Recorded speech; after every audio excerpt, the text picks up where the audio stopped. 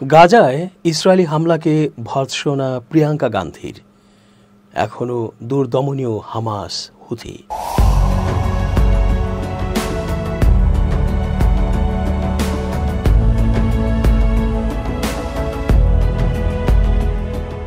আসসালামু আলাইকুম প্রিয় দর্শক, আমন্ত্রণ আজকের আলোচনায়। চেঞ্জ টিভির আন্তর্জাতিক চোখ অনুষ্ঠানে এস.জে. রতন স্বাগত জানাচ্ছি। ধর্ম, বর্ণ, জাত নির্বিশেষে ইসরায়েলের বর্বরোচিত হামলাকে সবাই ধিক্কার জানাচ্ছে। এটাও বলছে ইসরায়েলিরা অমানুষ, নেতানিয়াহু সহ তার পশ্চিমা দোসররা কালান্তরের মূর্খ ও পশু। তারা যুদ্ধবিরতি লঙ্ঘন করবে, শিশু হত্যা করবে, নারী হত্যা করবে, খুঁচিয়ে খুঁচিয়ে মারবে মানবতা। এটাই তাদের ধর্ম। এদের কাছ থেকে কখনোই ভুলেও এতটুকু মানবতা আশা করা উচিত নয়, বরং তারা পশু হবার কারণে পাশবিকতায় তাদের কাছ থেকে আশা করা যায়। ভারতের নেত্রী প্রিয়াঙ্কা গান্ধীও সে সুরেই তীব্র প্রতিবাদ জানিয়ে মন্তব্য করেছেন। ফিলিস্তিনের অবরুদ্ধ গাজা উপত্যকায় এক রাতেই নারী ও শিশুসহ 4 শতাধিক মানুষকে হত্যা করেছে দখলদার ইসরায়েল। নারকীয় এই তাণ্ডবকে ঘিরে ইসরায়েলের কঠোর সমালোচনা করেছেন ভারতের বিরোধী রাজনৈতিক দল কংগ্রেসের নেত্রী ও সংসদ সদস্য প্রিয়াঙ্কা গান্ধী। তিনি এই হত্যাকাণ্ডকে ঠান্ডা মাথায় খুন বলে উল্লেখ করে ইসরায়েলের সমালোচনা করে বলেছেন, তাদের কর্মকাণ্ড প্রতীয়মান হয় যে তাদের অর্থাৎ ইসরায়েলের কাছে মানবতার কোনো মূল্য নেই। বুধবার 19 মার্চ কংগ্রেসের এই সংসদ সদস্য বলেন, ইসরায়েল সরকারের 4 শতাধিক নিরীহ বেসামরিক নাগরিকের ঠান্ডা মাথায় হত্যাকাণ্ড প্রমাণ করে যে তাদের কাছে মানবতা কোনো মূল্য নেই। তিনি জোর দিয়ে বলেছেন, তারা অর্থাৎ ইসরায়েল যত বেশি অপরাধমূলক কাজ করে তত বেশি তারা নিজেদেরকে কাপুরুষ হিসেবে প্রকাশ করে। সোশ্যাল মিডিয়া প্ল্যাটফর্ম এক্সে দেয়া এক পোস্টে প্রিয়াঙ্কা গান্ধী বলেন, ইসরায়েলি সরকার কর্তৃক 130 জন শিশুসহ 400 জনেরও বেশি নিরীহ বেসামরিক নাগরিকের ঠান্ডা মাথার হত্যাকাণ্ড প্রমাণ করে যে তাদের কাছে মানবতার কোনো মূল্য রাখে না। পশ্চিমা দেশগুলো এটি স্বীকার করুক বা না করুক, ফিলিস্তিনি জনগণের গণহত্যায় তাদের যোগ সাজস স্বীকার করুক বা না করুক, বিশ্বের সকল নাগরিক যাদের বিবেক আছে, অনেক ইসরায়েলি সহ, তারা তা দেখতে পাবে। কংগ্রেসের এই সাধারণ সম্পাদক আরও বলেন, ইসরায়েলি সরকার যত বেশি অপরাধমূলক আচরণ করে তত বেশি তারা নিজেদেরকে প্রকৃত কাপুরুষ হিসেবে প্রকাশ করে। অন্যদিকে ফিলিস্তিনি জনগণের সাহসিকতা প্রবল বলেও উল্লেখ করে প্রিয়াঙ্কা। ফিলিস্তিনি জনগণের প্রশংসা করে তিনি বলেন, তারা অকল্পনীয় দুর্ভোগ সহ্য করেছে, তবুও তাদের মনোবল এখনও দৃঢ় এবং অটল। ভারত সরকার বরাবরের মতোই ইসরায়েলপন্থী। তাদের মতো বর্বর রাষ্ট্র সেই ভারত। সেখানে ফিলিস্তিনের মতো করেই মুসলমান নিধনে নেমেছে রাষ্ট্রীয়ভাবে নরেন্দ্র মোদী। তাই তো ফিলিস্তিনের স্বাধীনতাকামী সংগঠন হামাসের সঙ্গে সম্পৃক্ততার অভিযোগে এক ভারতীয় গবেষককে আটক করেছে যুক্তরাষ্ট্রের অভিবাসন বিষয়ক কর্তৃপক্ষ। ওই ব্যক্তির নাম বদর খান সুরি। তিনি যুক্তরাষ্ট্রের জর্জ টাউন বিশ্ববিদ্যালয়ে গবেষণা করছেন। এর কিছুদিন আগে একই অভিযোগে আরও এক ভারতীয় নাগরিকের ভিসা বাতিল করে যুক্তরাষ্ট্রের প্রেসিডেন্ট ডোনাল্ড ট্রাম্প প্রশাসন। পলিটিকো রিপোর্ট অনুযায়ী যুক্তরাষ্ট্রের সরকার সুরির বিরুদ্ধে হামাসের সঙ্গে সম্পৃক্ততার অভিযোগ আনে। যুক্তরাষ্ট্র সহ কয়েকটি পশ্চিমা দেশ হামাসকে সন্ত্রাসী সংগঠন হিসেবে আখ্যা দিয়েছে।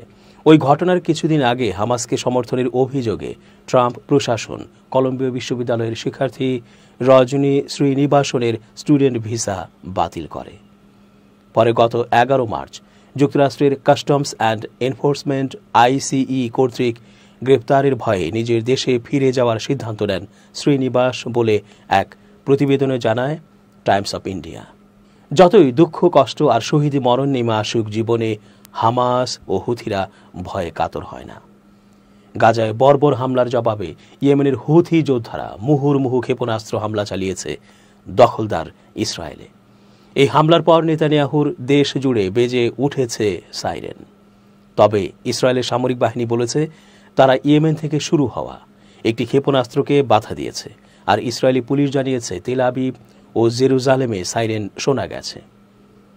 ইসরায়েলি সংবাদ মাধ্যম জেরুজালেম পোস্ট জানিয়েছে হামলায় কেউ নিহত না হলেও অন্তত 14 জন আহত হয়েছেন। প্রতিবেদন অনুযায়ী ফিলিস্তিন 2 নামের হাইপারসনিক ব্যালিস্টিক ক্ষেপণাস্ত্র দিয়ে হামলা চালিয়েছে হুথিরা। হুথিদের ছোড়া মিসাইলগুলোকে শনাক্ত করে ফেলে ইসরায়েলের আকাশ প্রতিরক্ষা ব্যবস্থা। পরে শহর জুড়ে বাজতে শুরু করে সতর্কতা সাইরেন। জানমালের ক্ষয়ক্ষতি এড়াতে নগরবাসীদের শেল্টারে আশ্রয় নেওয়ার পরামর্শ দেওয়া হয়। নিরাপদ এলাকায় যাওয়ার সময় ওই 14 জন আহত হয়। যখন সাইরেন বাজতে শুরু করে তখন ইসরায়েলের পার্লামেন্ট নেসেটে এক বৈঠকে ছিলেন দেশটির প্রধানমন্ত্রী বেনিয়ামিন নেতানিয়াহু। তাকে সেখান থেকে সরিয়ে নেয় নিরাপত্তা বাহিনীর সদস্যরা।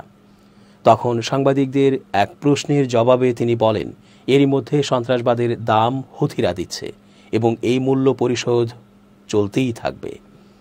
এক বিবৃতিতে সবগুলো ক্ষেপণাস্ত্র প্রতিহত করার দাবি করেছে ইসরায়েলের বিমান বাহিনী IAF।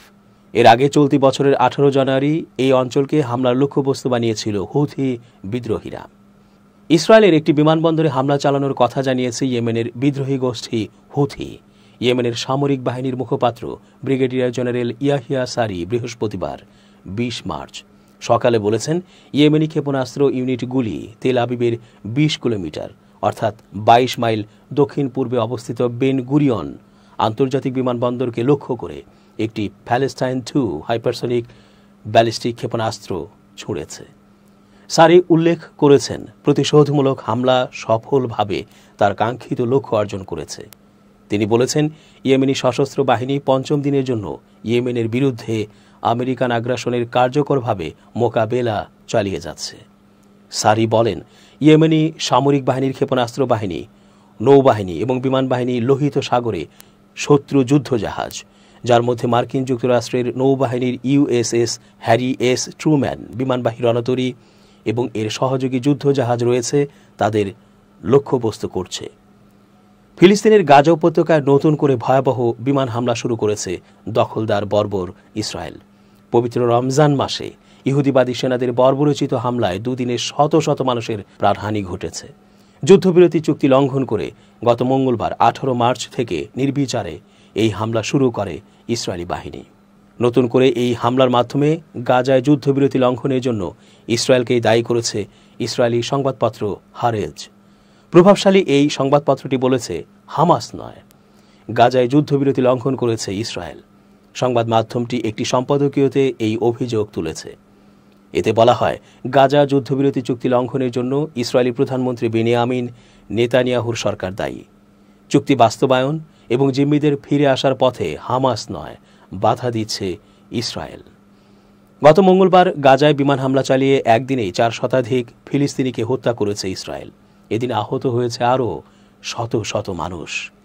এই হামলার মাধ্যমে চলতি বছরের জানুয়ারিতে কার্যকর হওয়া যুদ্ধবিরতি ও বন্দি বিনিময় চুক্তি ভেস্তে গেছে। ইসরায়েলি সরকার দাবি করেছে, যুদ্ধবিরতি বাড়ানো এবং ইসরায়েলি বন্দীদের মুক্তি দেওয়ার সমস্ত প্রস্তাব হামাস বারবার প্রত্যাখ্যান করার কারণে নতুন করে এই হামলা করা হয়েছে।